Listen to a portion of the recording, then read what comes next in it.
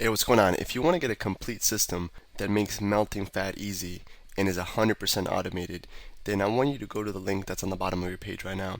YouTube doesn't let me make that link clickable, so you're gonna actually have to type it into your browser, or I also put the copy of the link in the description so you can click on that or type it into your browser. Alright, for now, enjoy the video, and after you're done with this video, make sure to go to that link to get a complete fat melting system.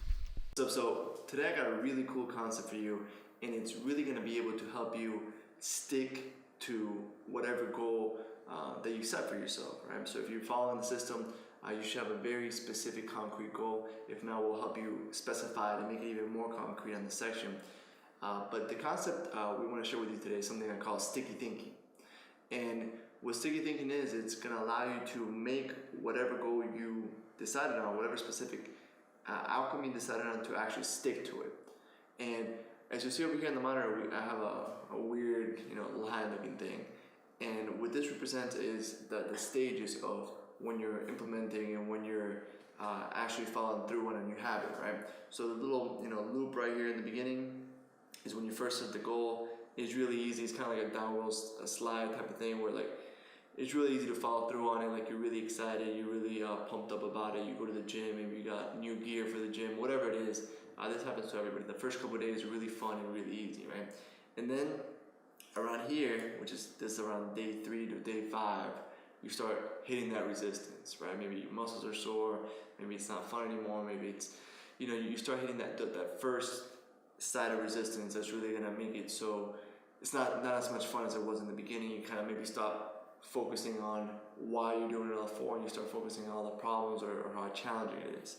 And as you go up and up, the resistance gets heavier and heavier, and the resistance to go back to your old habits gets stronger and stronger the more you climb this ladder. So maybe this is something like day 18 here, day 20, and then you'll hit a tipping point that we talked about in other videos, where you hit that tipping point where things start to become automatic, and then it stops. You literally go downhill, and it becomes ingrained in you. You become conditioned, and it just becomes who you are. And now it starts requiring less and less willpower to take that same action, whether it's do the 12-hour rule, do your morning walk on an empty stomach, whatever specific action step you want to condition and make automatic. This is the steps that you're going to go through. And having this graph and just knowing that, okay, around day 3 I'm going to hit some resistance, and expecting it, really helps you to objectify the problem and be able to overcome it. So the concept of today as sticky thinking is really going to use external motivation to overcome this area right here. When you start having that super resistance, you're climbing more and more and you're doing the same action steps, this concept is really going to help you to shatter that and follow through and push through that, so you can get all the benefits, which are right here. Most people, they quit somewhere along here, and then they have to start over. You continually have to start over. So it's better to just get it over with, do it once, and get that habit ingrained in you, so you don't have to keep going through the hardest part over and over. So the first step at sticky thinking is getting a very specific and concrete goal. So Jason, why don't you tell me a common goal that you hear someone that you're coaching tell you? Yeah, I mean, the biggest problem, like Alex said, is that you have to be goal oriented. So most of the time, you'll hear people that come in, or they'll say, "I want to get in shape," or "I want to get fit," or "I want to be healthy." So let's take that one. They get in shape, right? So let's say I go to you and I say, okay, I want to get in shape. What would you tell me? How would you make that more specific and more concrete? I mean, the first thing I'm asking is, what is get in shape? I mean, get in shape, there's a million different definitions for it. Yeah. So I asked them, I'm like, what is get in shape? And for you, is you have to ask yourself, what does get in shape mean? What does it mean you can do? What does it mean you are? What does it mean everything for you? How do you know when you're in shape? It's a great question to ask. It's a really good question. And getting in shape can mean it's relative to the person. So for you have to decide, what does get in shape mean. So if going from a size 38 to a size 32 waist is getting in shape, that's getting in shape for you. Or is it being able to run a mile in under 8 minutes? Or is it being able to do this activity quickly? Or is it a combination of all those? So you have to put in you have to write down or know the definition to what is getting in shape, or what does it mean for you to be in shape. Yeah. So if we want to be in shape, one of the best things to do is to set a very concrete number for that. So by concrete, I mean something that's abstract is not verifiable. Something that's concrete is either going to be a number or an event, right? Exactly. So maybe an event is, you want to go to the beach and take your shirt off and feel good, and it's an event. It's something that you can verify. It's like, okay, on July 1st, I'm going to take my shirt off, go to the beach, and I'm going to have a six-pack. Or on this day, on July 1st, I'm going to step on the scale and it's going to say 190 pounds. Or on July 1st, I'm going to run a mile under 7 minutes, or whatever your specific concrete goal that you're going to set is, right? And you want to detail it as much as possible. I mean, you want this to be detailed like crazy. The more detailed, the better. Just like I was just saying, the more numbers and everything. That means you know exactly what you want, and that's what we want for you to have it in your head and be goal oriented. Know exactly what you want, what it means for you to be in shape. Yeah, because once you're very specific, I don't know if you've ever had the experience of when you get a new car, or you buy anything new, you start seeing it everywhere around you, right? So maybe let's say you get like a new BMW, you start seeing that BMW everywhere, and what that is a part of your brain called the reticular activation system that gets triggered, and it starts seeing all the BMWs. So the same thing's gonna happen when you're very specific and you're very clear on your vision, what you want, you're very concrete on your goal. You start seeing and spotting all these opportunities everywhere to get you significantly closer to that goal. So that's why it's so important to be crystal clear, because your brain unconsciously starts spotting all these ways to get closer. So if your goal is to weigh 190 pounds, then you'll start seeing all these new opportunities that maybe we can't even spot because it's specifically for you. Maybe you start seeing, okay, something that's going to get me closer there is on my way to work. There's this great place. I'm gonna stop there and create a new ritual for myself to work out or to eat, or you change the locations to where you eat lunch. So you start spotting all these opportunities to get you closer to your goal based on all these principles that you're learning inside of the program. So the first thing is that get crystal clear on your vision, make a very specific concrete goal, put a date on it, and that's what you would actually put on your six-pack piece of paper. And this is another thing we're adding to our six-pack paper. On top of just having that paper, now we're going into more detail. Hey, what's going on? If you're enjoying the video so far, do me a huge favor and click on the like button below. You'll get your good deed for the day out of the way. It helps me out a lot. Also, go ahead and subscribe and leave a comment. Something as simple as good video or I enjoyed the video. It really helps me out with YouTube. Alright, here's the rest of the video.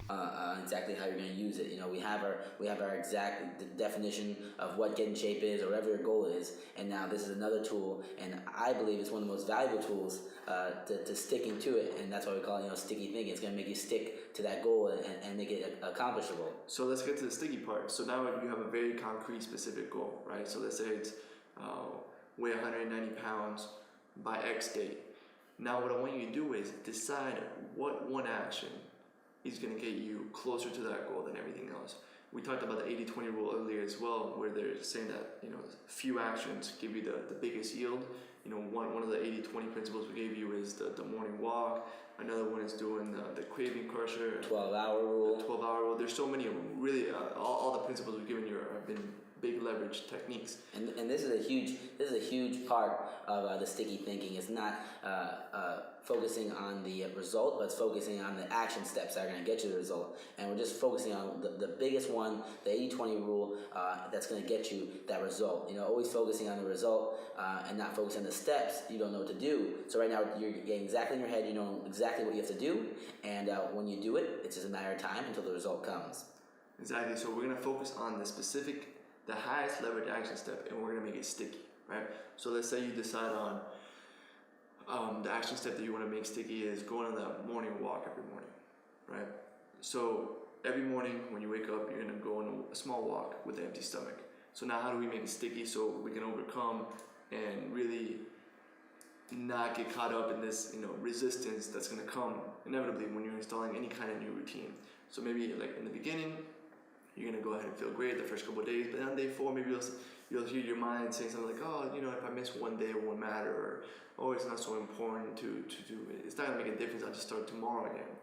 What we want to do is create it so, it might not be a big deal, but if I don't do it, I'm going to owe my friend $100, right? So that's kind of an example of making it sticky. We're going to use external motivation to make it inevitable for you to make it through this resistance part so you can get to all the benefits of once it actually becomes a habit down here. So my two favorite examples for making something sticky in terms of using external motivation to take that action of taking the walk in the morning.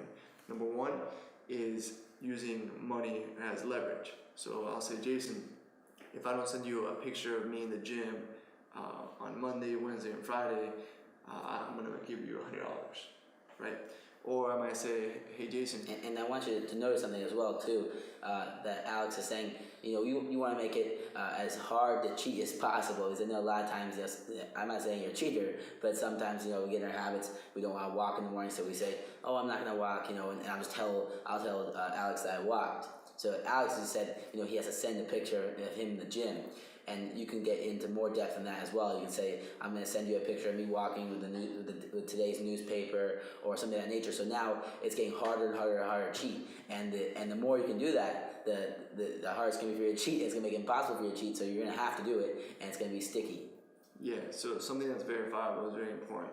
Another one that I actually did with Jason for several months is I went on Google Docs, and Google Docs has a shared spreadsheet that you can, you know, he can look at it from anywhere he has an internet connection.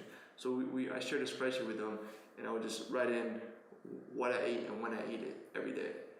And just a simple act of keeping that spreadsheet current. Because before I used sticky thinking, I would literally create the spreadsheet, like, okay, I'm gonna update you every day on what I eat, what time. And on day 4, I'd get caught up or have a really busy day or something would happen. I'd get a flat tire, whatever it might be, whatever, you know, urgent demand came up that day, and I would stop doing it. And then I'd fall off the habit.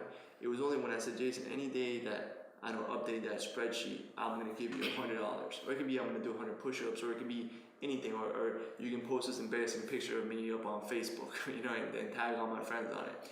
So whatever it's gonna take you, whatever external motivation you need to do that specific action step, that high leverage action step every day, so you can get past this, you know, this resistance phase, is what you must do.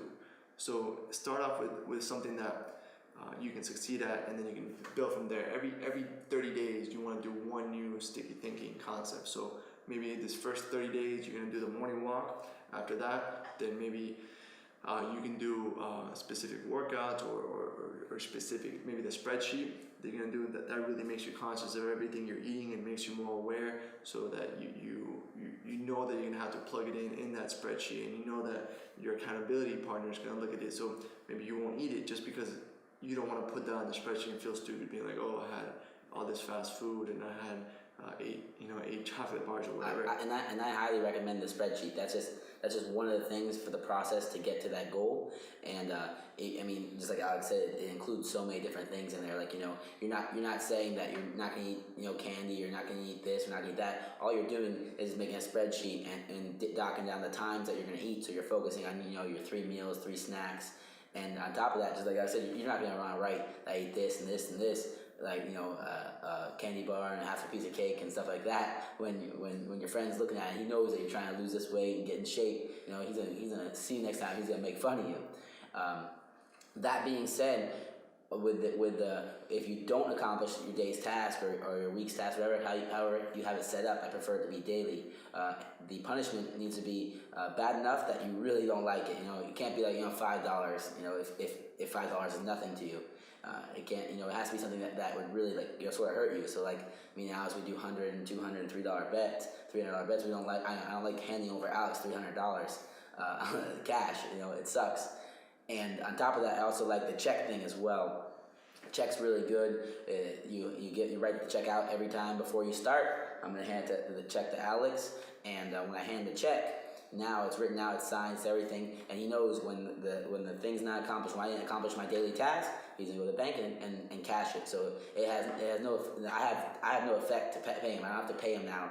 And, you know, sometimes we don't hold up to our bets. And you gotta make sure you hold up to it, because when you know for a fact that, you know, Alex is dying to cash the $300, he needs to go, you know, pay his cell phone bill, and he needs that $300, and he's dying for you to fail. You know damn well that you're not gonna do it, and you're gonna make sure you stick to whatever you have to do that day. You know, your daily walk or your 12-hour rule, and that's how we do it.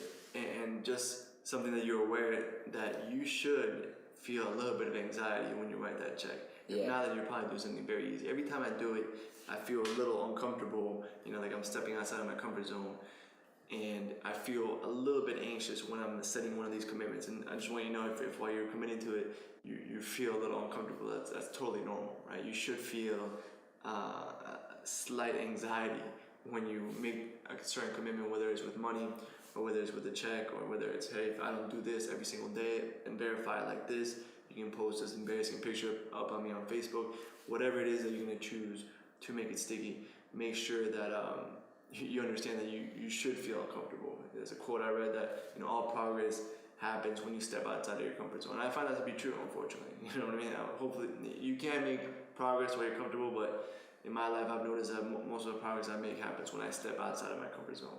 So, and this is something that we do 24/7. We did it for some technique that we were just starting. We changed it up, just like Alex said, we change up every 30 days, the sticky thinking process, because just like, a shower, or the metaphors we've used before, that, once you take a shower, you get dirty a little bit later, and, it requires another shower. So it's the same thing with sticky thinking. We go up the slope and we go down, and now it's automatic, but automatic, it can change. You get little bumps in the road. Sometimes, a machine breaks down and we start to get, a little less automatic, and we get back on our sticky thinking, and we go right back downhill. And it's a lot easier every time we get back on our sticky thinking, and it holds us accountable. That's the biggest thing, that we're a little uncomfortable, and we have to be accountable, otherwise we get punished. and this external motivation, you're not going to have to use it forever, right? So it's just in the very beginning stages where you're having this resistance, I really recommend external motivation. And to me, I found that there's nothing that'll make you make more progress faster than sticky thinking, because you can you've seen all the fat doctors, all the fat nutritionists, all the fat personal trainers, they all know what to do, but they can't get themselves to do it. And I think that's one of the biggest reasons why, because our logical brains or emotional brains are often in conflict.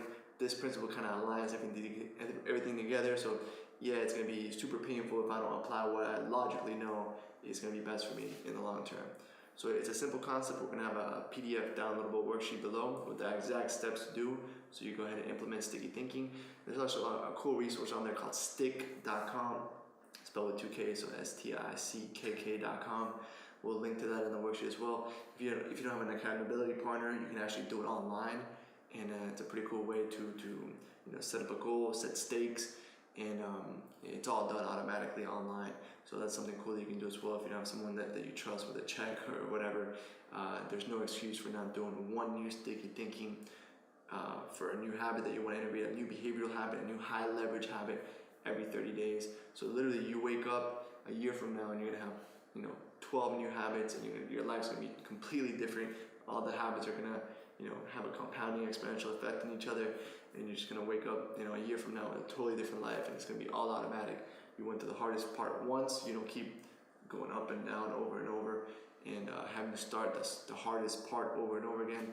You literally do it once, get it over with, get it ingrained in your nervous system, upgrade your self-image and create that lifelong transformation, get that automatic six-pack, and live that way. Hey, real quick, one more thing before you go.